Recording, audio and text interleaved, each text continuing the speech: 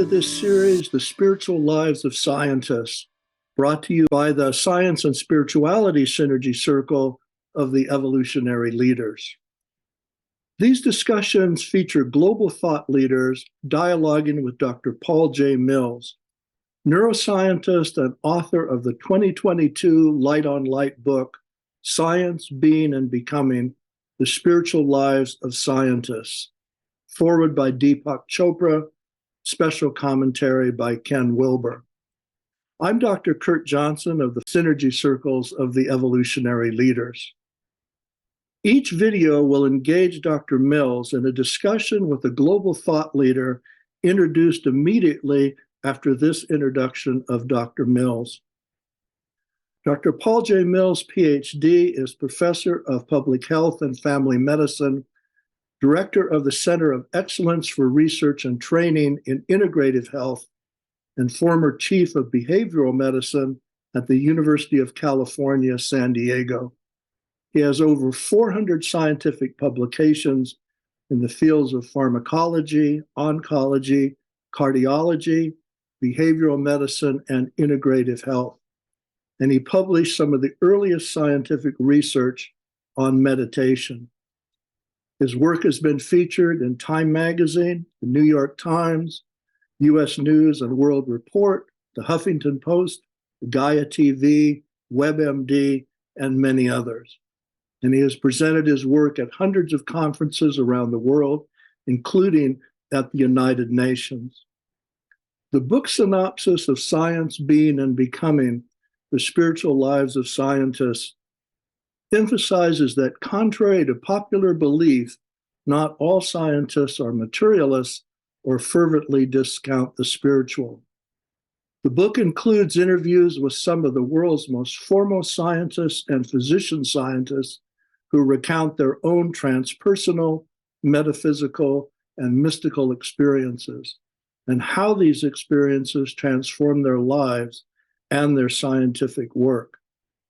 Their accounts teach us that the long-standing divide between science and spirituality is actually false, and that science can fulfill an intended purpose to help us discover and understand all of life, including our spiritual nature. Their stories help us to understand the spiritual world may be the final frontier for science. So let's go over now and introduce our guest for this discussion.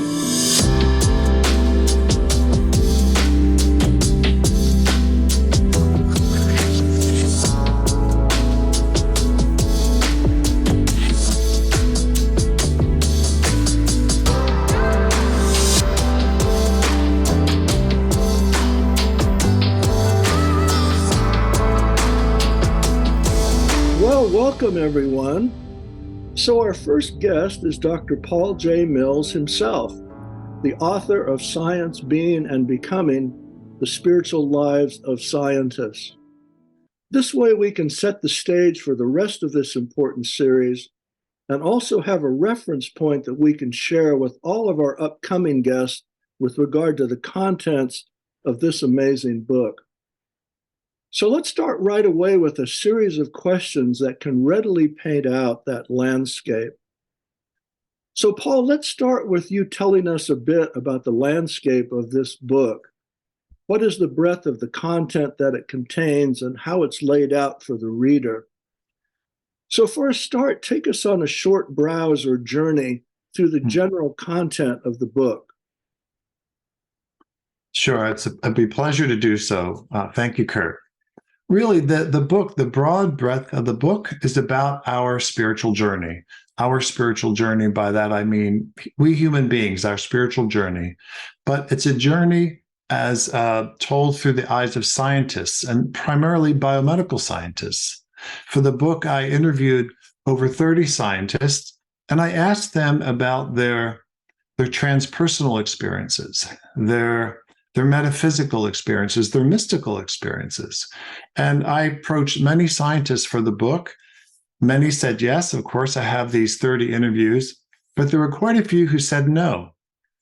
And the few that said no the reasons were either they said, well, Paul, this sounds like a great project, but I don't have any experiences that I could talk about in this domain.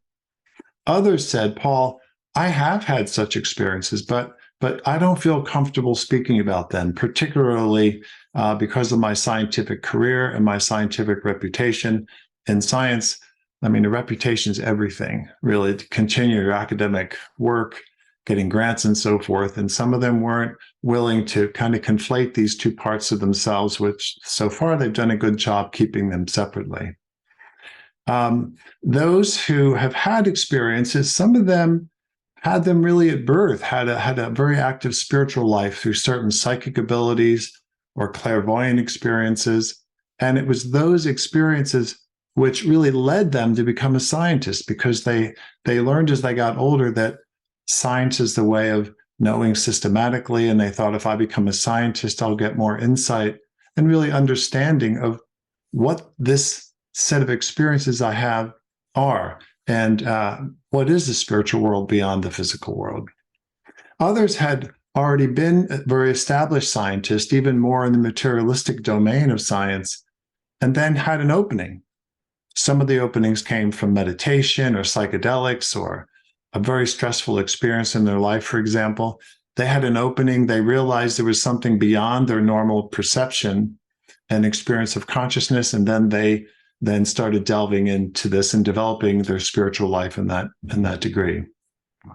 So it's a very interesting set of scientists, I might say, based on the different trajectories that about their spiritual lives. As far as the layout of the book, well, that really evolved organically as I was doing the interviews and rather early on. The book follows really Joseph Campbell's hero's journey, the heroine's journey, often called the monomyth. And it was really fitting that this evolved and emerged through the interviews, because the monomyth is a monomyth after all. And all of our lives follow this theme of hearing a call. Do we respond to the call or not? And if we do, it begins to take us somewhere new that we haven't been to previously in our lives. And then that journey, for those of you who are familiar with the monomyth, ultimately leads to a kind of rebirth, a death and rebirth. And for many of these scientists, that really emerged in the context of them coming into new understandings about who they are, because they've had some kind of transformation of consciousness. And then what the world is about them. And then also, importantly for many, it began to change their scientific work, because how could it not? If they were previously more materialistic, they've had an opening. Oh, there's really more here. Then they try to adapt some of their scientific work to follow that. So that's the big picture of the book. Russell, Paul, everyone's been so excited about your book, and we were so excited when we first saw it. So, and you touched on just a bit, but tell us actually then why you decided to write the book, and then how the book itself evolved. Yeah, thank you, Kurt. And thank you for being attracted to the book and willing to publish it for me. I've been very grateful. Why the book? Well, there were two reasons, really. And I think one I could describe as more local, if that's a reasonable way to say it. And the other reason, something much more universal, not so local. What do I mean by that? Well, the local really are students. And over the years at the university, I've been at the University of California, San Diego, about 34 years now. And over the years, I began to watch this younger generation of students begin to get into meditation and yoga, and certainly psychedelics, which were not around so much in this way when I was younger. And I think because of that, they started having experiences that they had not had prior. Certainly through psychedelics, it's easy to open up to experiences beyond the normal, let's say, three-dimensional way of thinking, or having a modification of your sense of egoic self.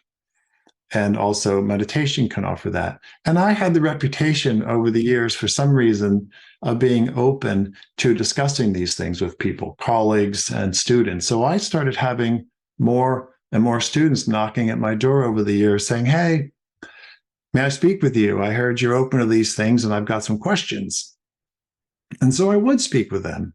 And as this emerged more over the years, I began to think, gosh, we need to figure out ways to let students, everyone know that it's okay to pursue these things, that there's a way to have a developing spiritual life, keep that active and alive in you, even if you're in the context, the setting of a more traditional, let's say, materialistic scientific institution, which my university is pretty historically that. So there's not been much work at all in these areas of the metaphysical and so forth.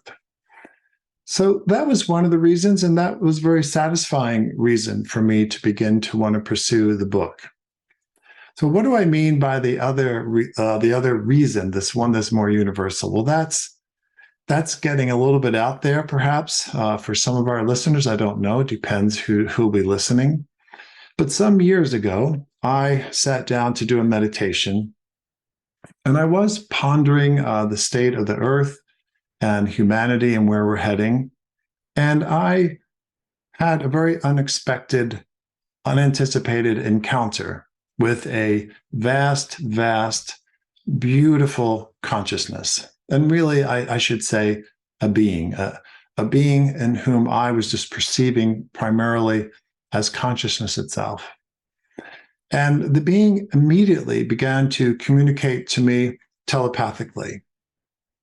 And it said that it had been watching humanity for eons and eons and eons. And it's been watching humanity because it knows humanity was created for a particular reason. And therefore, we have a kind of fated destiny. And it's watching our progress towards that destiny. And it was interesting, Kurt, because then at one point, and this is all telepathic communication, this consciousness said, I'm not interested in human beings per se. And I thought that was odd, but what it meant was it wasn't interested in me, Paul, as a person or any family members, really nobody as an individual human being, but humanity as a collective entity, a collective consciousness itself. And those of you who are aware that there is such a thing as group consciousness that comes into being when people are gathered, and this being's interested in that aspect of us. And as it was sharing this with me, it then showed me an image of the Earth. Suddenly, I found myself kind of out in space. I was looking at the Earth and kind of images that I've often seen through NASA photographs. And as it was sharing with me telepathically about humanity's future, it said, one day when humanity fulfills its destiny, this is what's going to happen to the Earth. And as I was looking at the Earth, this is the most beautiful sight to behold. This golden white light began to emerge around the planet. It just very subtly and slowly emerged, and it took over the entire planet as I could see it from space. And it was a very soft, glowing, golden white light. And what I then understood from this being is that in the future, when humanity is more spiritually evolved, we have things together more than we do now, that humanity is going to help manifest love. Really, this essence of life in creation itself, it will manifest love somehow. I don't know how this is going to work in what we call this third dimension of existence, this materialistic world. And of course, it was a beautiful sight to behold. And this really set my mind to thinking, well, this seems to be, it's going to happen. What have I done, me, Paul, to help this come into being? Am I helping it? Am I hindering it? What about all my scientific work that I've been doing over the years? I've been deep into science for 30 years by then. Am I helping this thing along? What are my colleagues doing? What are the biomedical sciences doing at large? So that was another reason I wrote the book, because I thought, well, I'm going to start interviewing scientists and I'm going to see what they're doing. Are they in line with this kind of trajectory? Or how are we evolving consciously, so forth? So that was the other reason, and those are the two reasons, Kurt. Oh, wow. So just to follow that point then just a little bit more, why do you think that the building out of this discussion, the spiritual lives of scientists, about and among scientists and the public, is so important, especially in the context of how you view our current world and all of our many challenges? Hmm. Hmm. Yeah, that's a very good question. Let's see. I think the way I'd like to approach that question is this: that we all know that historically science has been considered the arbiter of truth, and that's a very reasonable thing to do, because in so many domains, following the scientific method, we can the scientific method being reliable and valid observations, we can come across things and sets of so-called truths that seem reasonable and reliable to us. And that, of course, helped our Western development so much. But there are domains within science that it's also claimed authority, but really it has had no business claiming authority. Particularly back to the metaphysical, the transpersonal, the mystical domains. Science has historically said this is all poo-poo, at least the last many decades, perhaps century plus, that this is all nonsense and none of that's real. But it's claimed this kind of authority without ever really looking into it. You and I both know that there are domains within science that have been excluded from inquiry. And there's a great book out there that has done a deep dive into this. And I would recommend that book to others who want to get a good sense of how this all came to be. And it was written by a professor at the University of Amsterdam. And darn it, I am blanking on this name of this book, but it'll come to me in a moment. But historically, all these domains are ended up being basically rejected, considered the other. That's what he calls it in the book. And it's something science, therefore, was discouraged from looking at. And then over time, that area that was discouraged basically became an area that nobody even believed existed. Most scientists today, and certainly you know this within the materialistic science domain, as we call it, and certainly within the domain of scientism, absolutely don't believe there's anything like this. There's no spiritual life. There's no soul. There's nothing beyond our mind-body system as we know it.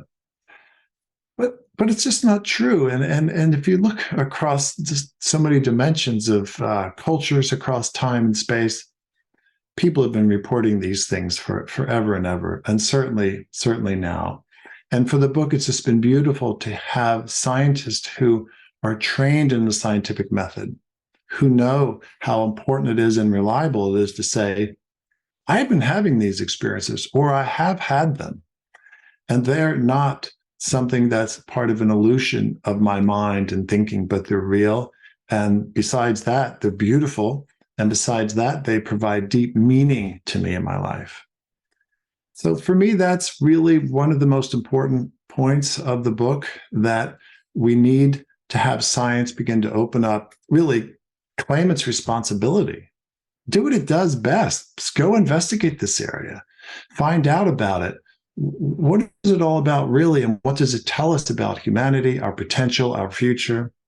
And I think that will be really important, because for many people who have listened to science, as we know it, the materialistic sciences, saying all this is kind of illusory, and to follow that, they've very probably then denied these experiences in their own self, and then said, well, that was just my imagination, for example. And of course, it's not hard to actively shut down our spiritual experiences. If a person wants to do that, it is doable. It does follow our own will.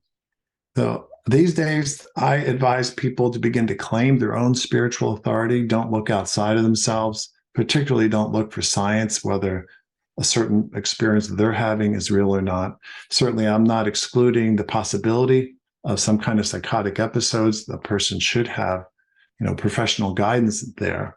But for the most part, these things are trying to emerge within our consciousness all the time. It's who and what we are, really. And I hope to see an evolution of science so that we can begin to more actively find support for people and humanity moving in this more evolutionary direction. Yeah, Paul, that's such a good point. And not only have those paradigm shifts happened between science and the larger public, but within science itself. I often point out that when I was getting my PhD, biology was saying absolutely no to plate tectonics.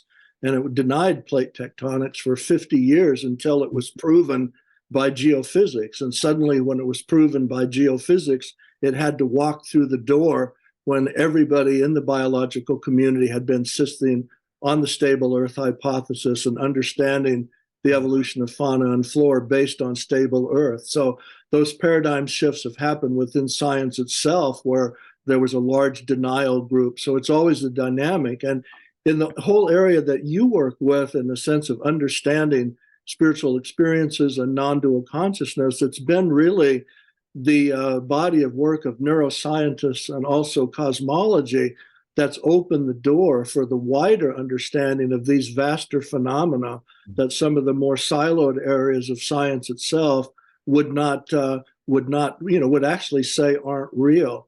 It's interesting that I've written two biographies of Vladimir Nabokov and his scientific work alongside him being a famous novelist. And 5 years ago, we wouldn't have been able to discuss the parts in Nabokov's work that show that he had non-dual experiences, particularly as a child, because there was no literature that one could refer to. But now there is a literature, thanks to so much research in neuroscience, of what non-dual consciousness is, how that looks when the brain is studied. And now you can look in Nabokov's autobiography, and you can clearly see where he had these vast unitive experiences that he talks about. So this dynamic that you've really brought out so importantly in your books, not only true between what the public knows from science, but even within science itself. So I really appreciate that. Yeah, Paul. So yeah, in that context, let's go farther here and give the audience a taste of this discussion. Can you mention and highlight some of the stories among the many scientists that you interviewed in the book that really pointed out how their lives became transformed by these types of experiences? And please feel free to mention several, whichever ones come to mind. Great, I'd love to, because of course this is the meat of the book, is the different narratives from all the scientists. And as I mentioned earlier, I have them organized according to the monomyth. So some of the scientists appear earlier in the book, depending on their particular journey and what happened to them in their lives, and some of them appear later in the book, in the latter stage of the so-called monomyth stages. Well, given that we were just speaking about science and this evolution of science, and I'm with you all the way, modern neuroscience has really been leading the way to help Western science open up to the non-material as far as consciousness development, spiritual experiences. And that has been beautiful to watch, and I've been able to participate in some ways too. But this idea that science historically has rejected all things, let's say, transpersonal and metaphysical and mystical. And therefore, most people lay people in the different cultures and societies have said, well, none of this is real because science says it's not real. Here's a story that really brings this home. One of my interviewees, his name is Thomas Brophy. Dr. Thomas Brophy is the president of the California Institute for Human Science in Encinitas, California, a physicist.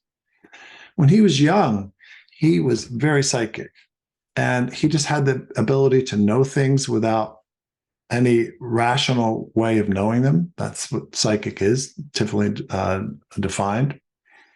And he told me of several times he was playing cards with his father, and he was in the midst of the game, and then he would know what cards his father was holding.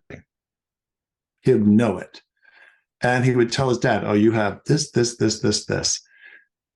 And it was shocking. And he told me one of the times he was sitting in the kitchen, and his father immediately turned over his shoulder to look in the mirror or the window, the kitchen window behind him, to see if his cards were being reflected, which they weren't.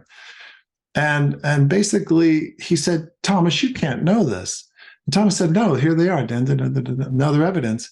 And his father said, listen, that's impossible. Science has proved this is impossible. So to me, that's a fascinating example that people have been kind of hypnotized into taking in as evidence certain things science says, despite their having personal evidence, in this case with his son, or a person might have had their own transpersonal metaphysical experience, and they'll say, well, this must be in my imagination because this isn't real. So that's one of the examples. Now there's another example where it's not so benign, if I could put it that way. Dr. Melinda Connor, when she was young, she also was very psychic and very clairvoyant, and her mother was a psychiatrist.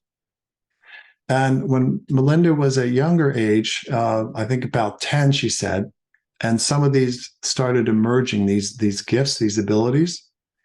And naturally, we as children, we share things with our parents. And she said, hey, Mom, guess what? I can read your thoughts. And I'm seeing this color around you when I'm reading the thought. Mom said, what do you mean? So she told her mom what she was thinking. Now, this took some rounds where her mother realized, you know what? She really knows what I'm thinking. Well, the mom said, Melinda, you're coming to work with me tomorrow. She brought Melinda to her work. She sat her down in a chair outside in this hallway in the building. And she said, you sit here and I'll be back for you. It's going to be about a couple of hours. Melinda sat there. And over the course of the next couple of hours, some people were escorted down the hall past her, and they were taken into a room right by where she was sitting. They'd be in this room maybe 15 minutes, something like that, and then they would be escorted out the room and back down the hall. Well, this was very disturbing for Melinda for a couple of reasons. One, also having this clairvoyance, she had a capacity to really see the person's energy field around, and plus just seeing the demeanor on the person's face, you get a sense of how they're doing. There was a vast difference between when they went into this room and came out of the room. When they came out of the room, it was extremely disturbing to Melinda because their field was highly disrupted and they did not look good at all visually. This went on and on. Melinda was getting more and more distraught. Finally, her mother comes out of the room and sits down next to her and says, this is what happens to people who can read people's minds, who hear other people's thoughts. So what was happening in that room? Well, these were patients at a hospital where her mother worked as a psychiatrist, and they were getting ECT. And they were getting just shocked, and it was taking them offline. And this was a very powerful lesson for Melinda. So she kept all this to herself, certainly from her mother. But it turned out her grandmother also had certain gifts that she hadn't spoken about. And somehow the day came when Linda and her grandmother were able to share this. And her grandmother helped her further develop the gifts, particularly out in the garden with plants and just really cultivated. So this is another really downer side of things in the sense of we've had a scientific model that said all this stuff is unreal. And therefore, we have a culture that says it's unreal. And therefore, people who have these abilities, which we all do to some degree, have never been supported to cultivate them further, to understand what they are and how they play an important part in our life. And of course, that raises the question, if all of us are walking around with these innate gifts shut down for a variety of reasons, what is the relationship of all that to all the chronic depression, chronic anxiety, chronic loss of meaning, et cetera, that we see in so many of our, certainly Western societies? And I think personally, there's a relationship there. So that's a good part of it. Actually, there were others who also shared with me that they had clairvoyance and clairaudience when they were younger. Some were in more supportive households and managed to maintain those gifts, and that moved them into becoming a scientist.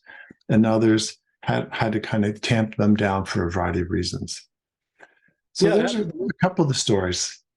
Yeah, no, absolutely, Paul. And it's really so important because another point here, we're not here actually to bash science or to actually just take the other side. We understand that we live in a time now, even within the most robust areas of science, that we're finding this balance when science looks at the subtle realms. The subtle realms, whether we're looking at them either in the objective lens of science or in our subjective capacities, are subtle elements of reality that, just as you've said, need examination. And sometimes we quote the Mr. Fix-It motto, for every problem, use the right tool. And science is actually finding these tools, even within now neuroscience and cosmology, tools that weren't there even 2 to 5 years ago. If you look at the 3 Nobel Prizes in physics on non-locality and event horizon and quantum entanglement and their implications for neuroscience and for conscious experience. So we're at that interesting time. So it's so pivotal that people who are mainstream scientists like yourself and myself can actually spur this conversation along. So thank you so much. And I just want to steer everyone toward the many examples of these experiences in Paul's book, some which were incremental in scientists and some which were dramatic interventions in their life. So thanks for that. So Paul, we've publicly announced that we're going to do a second book with you. And the first book, as you've said, was mainly neuroscientists and physician scientists. But as you know, in this second book, we're going to build it out to all the other additional fields of science, including the evolutionary and life sciences, physics, cosmology, psychology, philosophy, symbology, because you mentioned Joseph Campbell, and even economics. So Paul, can you comment about why this expansion of the discussion is also so important? Sure, I'm happy to speak about this second book. Before I do, I want to say, yeah, I'm with you all the way. I'm not bashing science, and I'm not bashing scientists. I'm just wanting to emphasize in some of the stories I just told and what we've been speaking about so far is that science has claimed authority historically in areas it has had no right to claim authority. And by doing that, it's had adverse effects on endless numbers of people's lives. That's changing now. I'm very grateful for that happening and to be part of it and to be witnessing it across many domains of science, particularly certainly the neuroscience area, but even in my fields of often called integrative medicine and integrative health, there's been an opening towards this, and it's changing how medicine's being practiced, which I'm grateful to see. Well, the second book, let's see, where to begin on that? You know that I'm doing this podcast series, a new podcast series called Main Street Mystics with Julie Kroll. And I was introduced to Julie through you and Ariel Patricia, and it's been a great series that I'm enjoying. And the series basically asks the question, why do people have these metaphysical and mystical experiences? Why do we have them? And that might seem like a very basic question to ask, but we're asking it in the context of what do they tell us about our own human potential and our evolutionary trajectory? How have our experiences in these domains being expressed now versus how people might have had them a century ago or many centuries ago? And this, from my point of view, gets back to this experience I shared with you at the beginning of our interview with this universal being, this vast, beautiful consciousness that I encountered that's been following humanity for millennia. We are clearly an evolving entity, species, not just with our biology and so forth, but our consciousness and spirituality. Where are we now, and how is that getting us to where we want to be?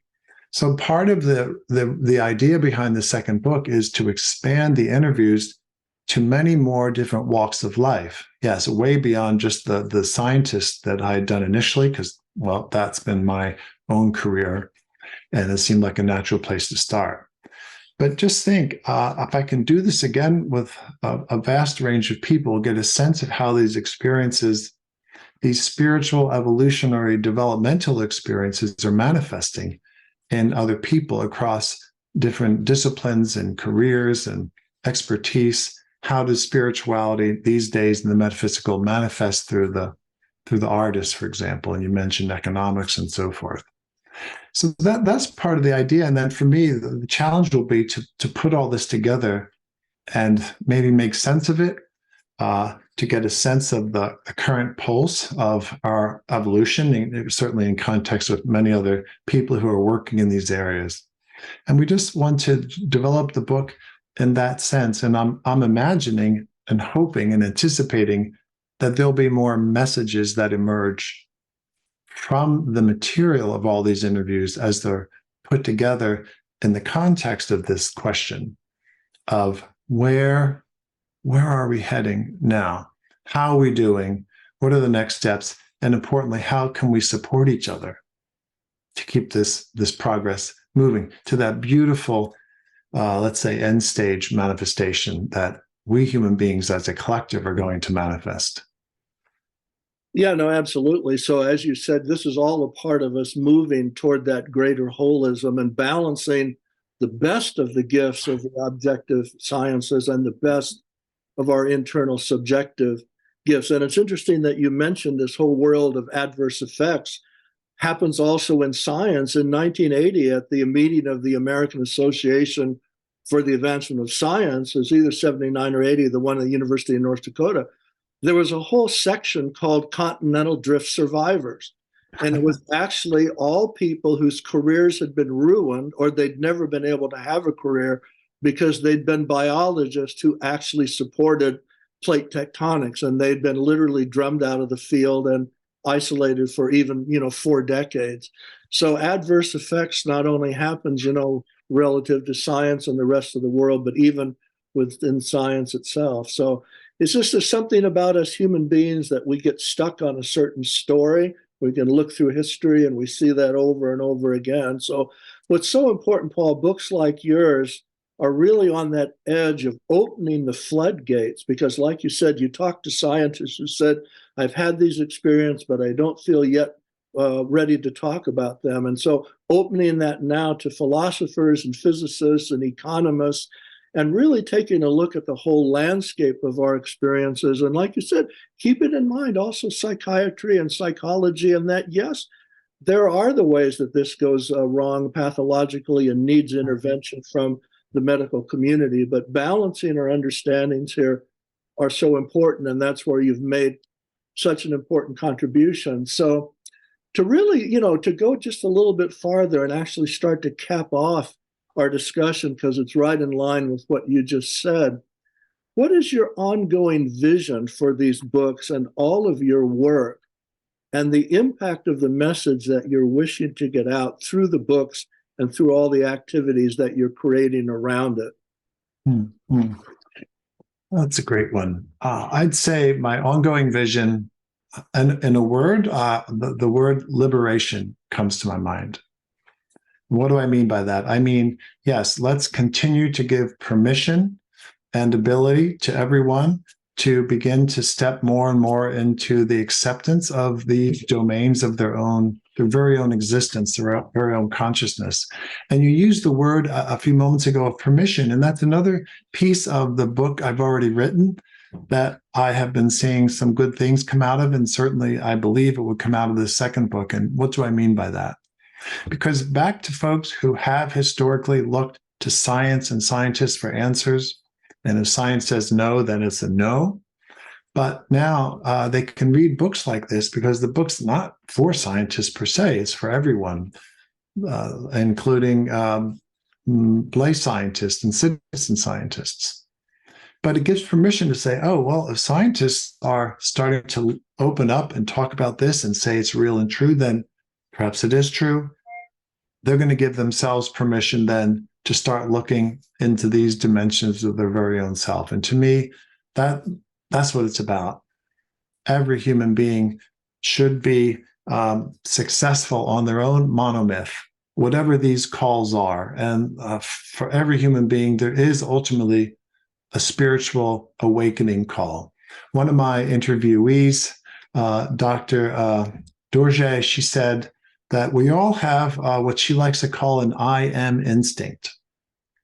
And the I am is, a term resonating with some of the Vedantic teachers, Sri Nisargadatta Maharaj, for example, Ramana Maharishi.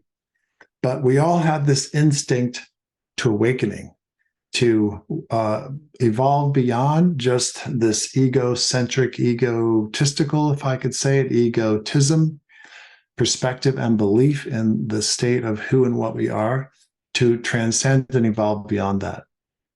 And I want every human being really to, if they're willing and interested, get on that journey. And so these books can provide a little more permission, as well as some guideposts, because there's such a diversity of experiences in the book so far that I think at least one or two of these stories would resonate for whoever the reader is and say, oh, yeah, well, I've actually had such an experience, but I ignored it, or I suppressed it because I thought I should. But if it starts opening up permission and being a guidepost, well, that'll be very satisfying for me. Yeah, Paul, that's so important, and it's really a good way to cap off here. As you know, we just published a book that you are a part of as well, called The Hollow Movement: Embracing Our Collective Purpose to Unite Humanity, which is really taking the vision of David Bohm, physicist David Bohm, of how that implicate order, the way that most deeply we are, that thrives on love and kindness and reciprocity, moving that into how our cultures on our planet are built. And we're following that in April with a book by Ervin Laszlo, Upshifting to Our Conscious Evolution.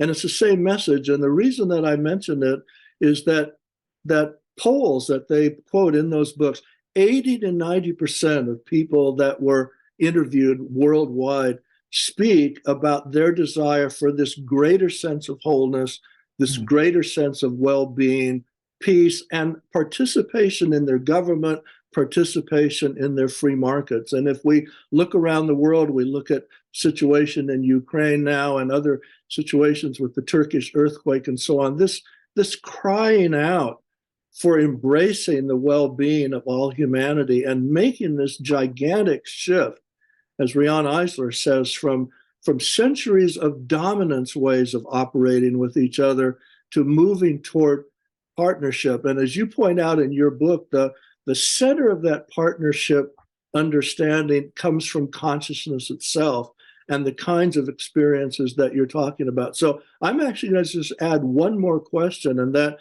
how would you speak to that in the sense of how we're trying to move toward a global partnership consciousness in these types of experiences that your book is about?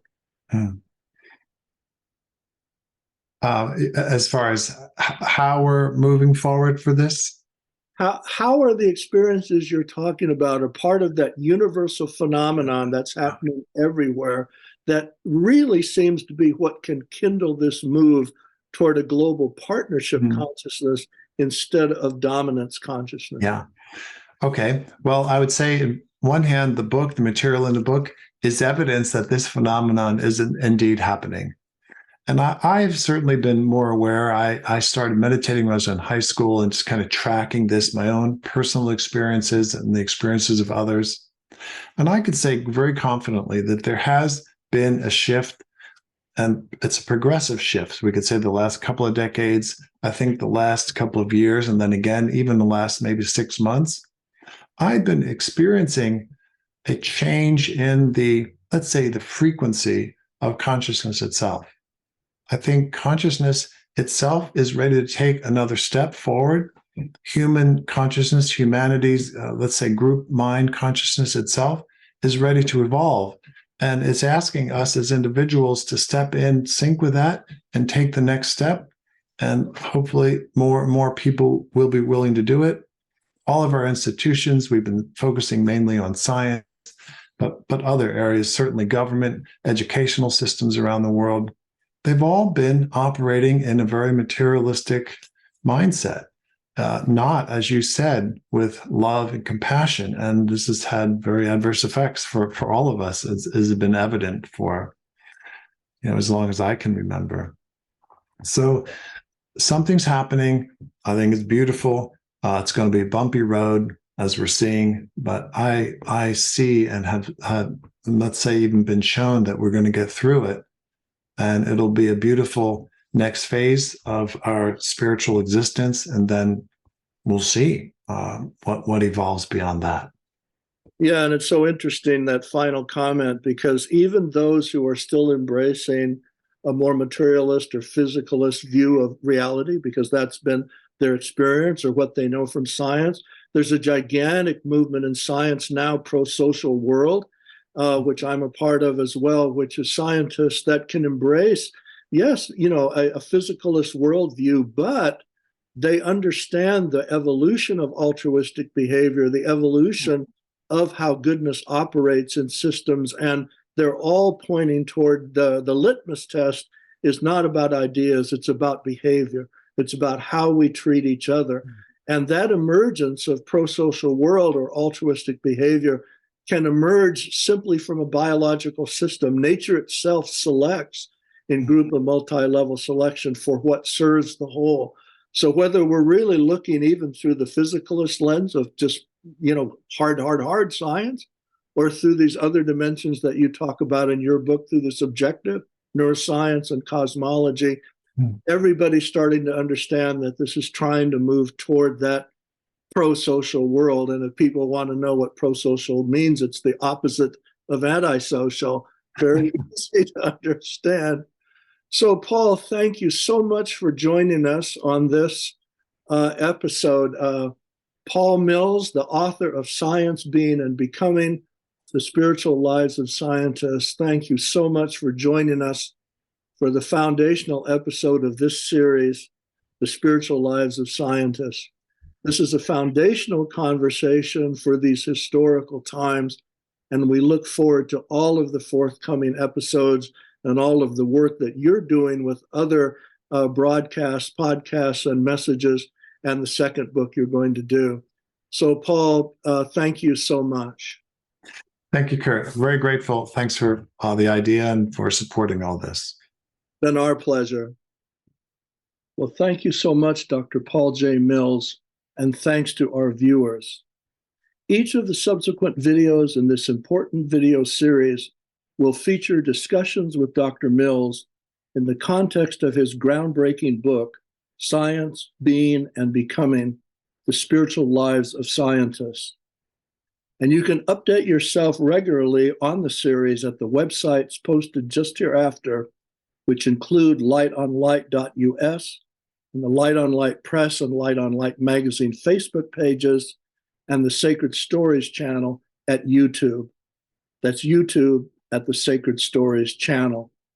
Thank you for joining us, and please tell your colleagues about this important video series. This is Dr. Kurt Johnson of Light on Light Media and of the Synergy Circles of the Evolutionary Leaders, a project of the Source of Synergy Foundation.